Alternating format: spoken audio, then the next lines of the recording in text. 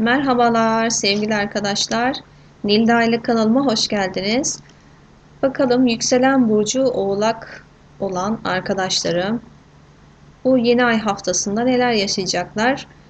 Haritamıza baktığım zaman ben özellikle ikinci ev konuları yani parayla ya da işinizle alakalı konularda bir yenilenme sürecinin olduğunu görüyorum. Belki bir iş yerini bırakıyorsunuz ya da orada bir problem çıkıyor. Bir çatışma var aslına bakarsanız parayla alakalı ama. İşinizi değiştiriyor olabilirsiniz. Burada Satürnyen bir yeni ay olduğu için bu. e, Belki ilerlemeniz kısıtlı olabilir. Yani iş değiştirmek istiyor olabilirsiniz ama aslında yeni bir alternatif de olmayabilir. Bu durumda e, üçüncü ev konularına baktığım zaman orada Jüpiter var ve Jüpiter'in çok güzel açıları var. Birinci eviniz zaten çok dolu. Mars, Venüs düze döndü biliyorsunuz. Merkür hala gerilemede. Evet, verdiğimiz kararlara dikkat etmeliyiz gerçekten. Bu dönemde yani biraz tehlikeli olabilir. Özellikle zaten iş evinizin yöneticisi de Merkür olduğu için yeni adımlar atarken bu dönemde dikkat etmek gerekiyor. Şimdi çok güzel destekler var. Evet, Uranüs'te çok güzel açılar yapmış. Belki birdenbire yaptığınız yatırımlar değerlenebilir ve elinize paralar geçebilir. Ama işte orada bu Güneş-Uranüs karesi olduğu için orada biraz sıkıntı var yani haberiniz olsun. Şimdi ay oradan çekilecek. Pazartesi, salı, çarşamba günü itibariyle özellikle konularınız farklılaşıyor. Üçüncü ev konularına geçiyorsunuz. Belki yakın çevreden destekler alacaksınız, haberler alacaksınız. Daha sonra ay dördüncü evinize geçtiği zaman zaten Şiron sizin dördüncü evinizde uzun bir zamandır. Yani orada bir sıkıntı yaşıyorsunuz. Ee, Ay oraya geçtiği zaman işte orada dikkatli olmak gerekiyor. Çünkü ay Şiron kavuşumlarında sıkıntı artabiliyor arkadaşlar. Zaten mevcut bir sıkıntı var. Bir de ay oraya geldiği zaman iyice sıkışabilirsiniz. Ay beşinci evinize geldiği zaman yani hafta sonu diyelim. Hafta sonu işte sizin muhteşem zamanlarınız başlıyor diyebiliriz. Zaten Boğa burcu sizin beşinci eviniz. Belki orada yeni bir aşk başlayabilir ya da yeni bir para kaynağı bulabilirsiniz o dönem içerisinde. Zaten yeni ayın etkileri de 10-15 gün devam ediyor biliyorsunuz. Dolayısıyla hani aslında güzel etkiler olmasına rağmen o Güneş Uranüs karesi tabii ki bu yeni ayın beraber yapacağı kare orada biraz agresif durumlara sebebiyet verebilir. Şimdi Oğlak Burcu arkadaşlarım bakalım deste ne diyor?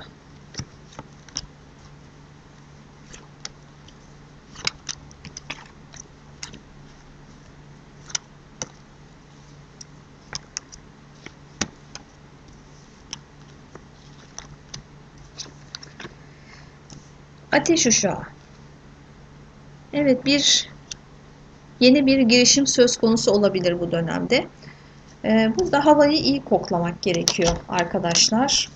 Aileyi ilgilendiren durumlarda özellikle bazı çatışmalar yaşanabilir bu dönemde.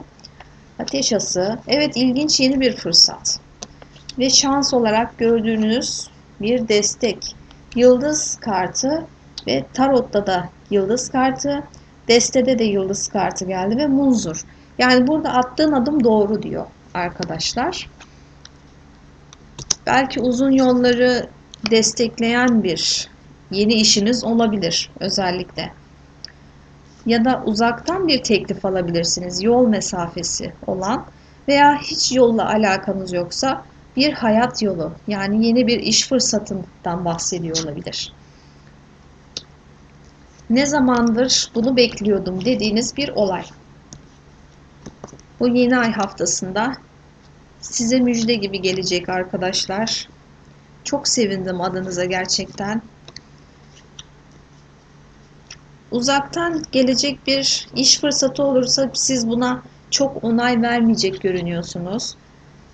Ama bir şeyler öyle hızlı ilerleyecek ki heyecanlanacaksınız yani. Bu yeni yaptığınız işte ya da hayatınızda yeni gelişen bu durum sizi çok heyecanlandıracak. Aslında Oğlak Burcu çok da böyle yaş tahtaya basmaz. Bakacaksınız ki tahta da yaş değil. Çok heyecanlanacaksınız. Çok uzun zamandır beklediğiniz bir dileğiniz gerçekleşebilir arkadaşlar. Duygusal hayat için bakalım.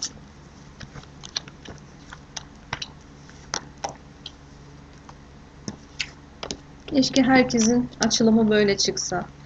İçim ısındı. Hava dokuzusu. Çok endişeli olduğunuz bir durum var. Belki eşinizin ya da sizin böyle içinizde kötü hissiyatlarınız sizi aslında çok üzüyor ve aşağı çekiyor. Bitmiş bir ilişkiden bahsediyor. Ama sezinlediğiniz bir şey var arkadaşlar. Engelleri yıkıyorsunuz bir durum. Bir durum gerçekleşiyor ve engelleri yıkıyor görünüyorsunuz. Aile içinde yaşanan bazı tartışmalar. Ayrılmış arkadaşlar varsa yani bunu gösteriyor ama hava dokuzusu evet bir endişeli bir durumun sonunda bir ayrılık yaşanmış olabilir. Bunun dışında hayatınızda birisi varsa kişiyle engelleri yıkarak evlenme kararı verebilirsiniz arkadaşlar. Evet yani burada bazı tartışmalı durumlar da söz konusu bu arada. Fakat bu tartışmalı durumlar geçici arkadaşlar. Sağlam bir zemine oturtuluyor ilişki diye görünüyor. Şimdi ayrılmış arkadaşlarım varsa bu durum şifalanabilir. Bunu da söyleyelim. Bir geri dönüş, tekrar bir barışma, böyle bir güzellik de olabilir arkadaşlar. Özellikle ateş grubu burçlarından bir kişi ile yaşadığınız bir sorun varsa eğer bu durum şifalanıyor ve sıkıntı yerine mutluluğa bırakıyor, görünüyor arkadaşlar. İlişkiniz yoksa evet bu dönemde yeni bir ilişki kapınızı çalabilir. Onu da hemen söyleyeyim. Kalabalık bir ortamda bir buluşma, tanışma tesadüf etmesi söz konusu olabilir. Eşinizle, partnerinizle tartışma yaşıyorsanız bu dönemde bunun şifalanacağını, evet biraz aslında uzun da sürmüş ama bunun da şifalanacağını gösteriyor deste bize. Eğer ki diyorsanız benim gönlümde de kimse yok, etrafımda da kimse yok. Bakalım sizin için deste ne söyleyecek? Yo size haberler var. Gerçekten tam da umduğum gibi, istediğim gibi biri diyeceksiniz. Fakat çok burnunu sokanlar olacak.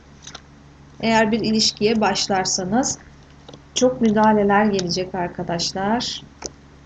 Çoğu Boğa burcu arkadaşıma da geçmişten dönüşler olacak bu dönemde. Ve bir nikah masası kararı görünüyor diyebilirim. Evet. Bu haftalık açılımımız bu şekilde. Yeni açılımlarda tekrar buluşuruz arkadaşlar. Blogumu da ziyaret edersiniz. Oraya da yazılar yüklüyorum. Şimdilik hoşça kalın. Yeni haftada görüşürüz.